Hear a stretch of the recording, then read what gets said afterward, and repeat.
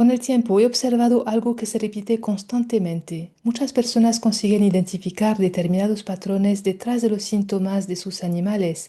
Reconocen conflictos de separación, de pérdida, de miedo, de territorio, pero aún así siguen haciéndose la misma pregunta. ¿Cómo saber cuál de ellos están realmente detrás de mi caso concreto? Porque conocer los patrones es importante, pero aprender a investigar correctamente lo que está ocurriendo lo es todavía más. Buenos días, quizás este sea el primer vídeo que ves del canal o quizás ya has visto algunos de los episodios anteriores donde hemos hablado del significado de los síntomas y de los patrones que suelen repetirse detrás de muchos cambios de comportamiento de los animales. En cualquier caso, hoy vamos a abordar una de las preguntas más importantes de toda esta serie: ¿cómo empezar a comprender qué está ocurriendo realmente con nuestro propio animal? Porque existe un error que observo con frecuencia: intentar encontrar respuestas demasiado rápido. Queremos saber inmediatamente qué significa un síntoma, qué conflictos puede haber detrás, qué soluciones debemos aplicar. Y en este proceso muchas veces dejamos de observar algo que contiene la información más valiosa. Por eso, antes de interpretar, necesitamos aprender a investigar, necesitamos aprender a observar mejor, a formular las preguntas adecuadas y a reunir las pistas que nos permiten comprender cada situación de forma más precisa, porque aunque los patrones pueden orientarnos, cada animal tiene una historia única y comprender esta historia es lo que nos acerca realmente a la causa del problema. Cuando aparece un síntoma o un cambio de comportamiento, solemos sentir urgencia, queremos respuestas, queremos saber qué ocurre, queremos solucionarlo cuanto antes. Y eso es completamente normal, especialmente cuando queremos profundamente a nuestro animal. Sin embargo, la urgencia suele jugar en nuestra contra porque nos empuja a interpretar antes de observar. Y muchas veces la interpretación aparece antes de que dispongamos de suficiente información. He visto personas convencidas de que el problema era una cosa y semanas después descubrir que la situación era completamente diferente. Por eso la primera recomendación que puedo darte es sencilla. Antes de interpretar, observa.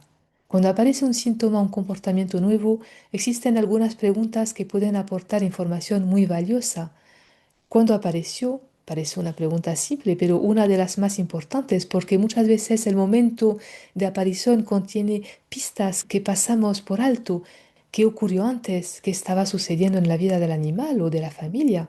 ¿Hubo algún acontecimiento importante? ¿Qué cambios se produjeron? Algunos mudanzas, cambios de rutina, algo que modificó la dinámica familiar. ¿Quién convivía con el animal? ¿Ha desaparecido alguien? ¿Ha llegado alguien nuevo?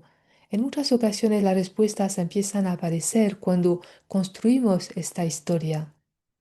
A lo largo de los años hay 5 preguntas que me han resultado especialmente útiles, no porque ofrezcan respuestas inmediatas, aunque a veces sí, sino porque ayudan a observar mejor. La primera pregunta es: ¿qué cambió? La mayoría de los síntomas aparecen después de algún tipo de cambio. No siempre es evidente, pero merece la pena investigarlo. La segunda es: ¿qué perdió? A veces lo importante no es lo que ocurrió, sino aquello que desapareció: una persona, un animal, una rutina, un espacio, una sensación de seguridad. La tercera pregunta es: ¿qué ganó? No todos los cambios se viven como pérdida. Algunos animales reciben nuevas responsabilidades, nuevas dinámicas, nuevos estímulos y también necesitan adaptarse. La cuarta es: ¿qué le genera estrés o le debilita? Esta pregunta suele abrir puertas muy interesantes porque muchas veces el estrés no es evidente para nosotros, pero sí para el animal. Y la quinta pregunta es: ¿quién parece estar viviendo con mayor intensidad esta situación? ¿El animal, el tutor o ambos? Esta es una pregunta que incorporé más tarde, sin embargo, muchas veces ha resultado ser una de las más reveladoras, porque cuando observamos únicamente al animal, podemos pasar por alto una parte importante de la historia. En ocasiones el síntoma genera un enorme impacto emocional en el tutor y en otras ocasiones es el animal quien parece estar sosteniendo la mayor parte del conflicto. Y en algunos casos ambos parecen estar atravesando procesos muy relacionados. Por eso esta pregunta no pretende buscar culpables, pretende ampliar nuestra observación. Y cuanto más amplia es nuestra observación, más información obtenemos para comprender lo que está ocurriendo. A medida que profundizamos en la comprensión de los síntomas, descubrimos algo importante. Observar es fundamental, pero observar no siempre es suficiente, porque muchas veces encontramos varias posibilidades. Puede existir un conflicto de separación, por ejemplo, puede existir un conflicto de miedo o de pérdida importante, y en ocasiones varios factores están presentes al mismo tiempo. Por eso la observación constituye únicamente el primer paso. El siguiente paso consiste en investigar qué está ocurriendo realmente en este caso concreto, cuál es la causa principal, porque cada animal es único, cada historia es única, y aunque los patrones pueden ayudarnos a orientarnos, necesitamos comprender qué está sucediendo específicamente en este vínculo y en esta situación en particular. He aprendido con el tiempo que cuanto más desarrollamos nuestras capacidades de observación y de percepción y de escucha, más fácil resulta identificar aquello que verdaderamente está detrás del síntoma. Y es precisamente aquí donde hay herramientas como la intuición entrenada, la radiestesia o determinados métodos de investigación que pueden convertirse en grandes aliadas y ayudarnos a obtener información que de otro modo podría pasar desapercibida.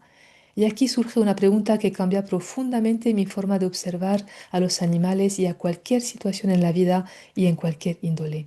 Una pregunta que durante años ni siquiera me había planteado. ¿Y si parte de la respuesta no estuviera únicamente en lo que estamos viendo y en este caso en los síntomas del animal? ¿Y si una parte de aquello que observamos también hablará de nosotros? ¿Y si el vínculo formará parte de la información que estamos intentando comprender? Esta posibilidad abrió una puerta completamente nueva para mí. Fue entonces cuando empecé a interesarme por algo que hoy conocemos como el espejo emocional, porque en algunos casos parecía que parte de la información no se encontraba únicamente en el animal, sino también en el vínculo que compartía con su tutor. Y precisamente de esto hablamos en el próximo video. Si además quieres profundizar en cómo desarrollar tu capacidad de observación y de percepción e investigación intuitiva, te dejaré también otro video donde explico por qué la intuición puede convertirte en una herramienta extraordinaria para comprender mejor lo que está ocurriendo con nuestros animales. Puedes elegir cualquiera de los dos caminos.